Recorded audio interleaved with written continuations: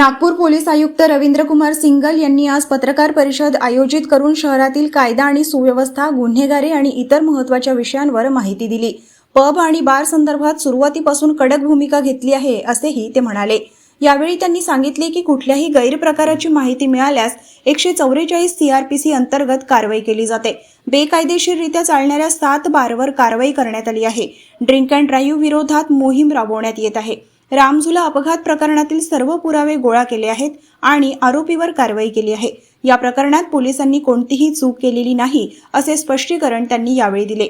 या पत्रकार परिषदेत पोलीस आयुक्त रवींद्र कुमार सिंगल यांनी शहरातील नागरिकांना कायदा आणि सुव्यवस्था राखण्यासाठी सहकार्य करण्याचे आवाहन केले. नागपुर शहर में 2 केसेस दाखिल हुए हैं, एक सीताबर्डी पुलिस स्टेशन में और एक सदर पुलिस स्टेशन में, और दोनों ही केसेस में जो आरोपी निष्पन्न हुए हैं वो और उसके अलावा जो आरोपी निष्पन्न हो रहे हैं वो हमारी कार्रवाई अभी चालू है दोनों ही पुलिस स्टेशंस में.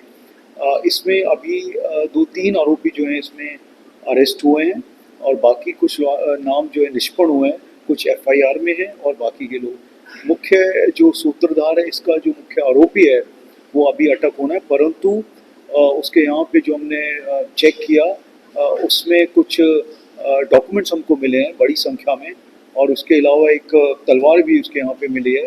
तो ये सब चीज़ें अभी हमारी इन्वेस्टिगेशन चल रही है और उसका और भी इसमें क्या क्या लिंक्स हैं वो हम लोग इस्टेब्लिश करने की कोशिश कर रहे हैं, और जैसे ही इन्फॉर्मेशन आगे बढ़ते हैं मैं आपको बताता हूँ. जब हम उसके घर पे सर्च कर रहे थे तो उसके अंदर एक तलवार भी मिली हमको, और उस आधार पे हमने एक सेपरेट केस भी आर्म्स एक्ट में दाखिल किया.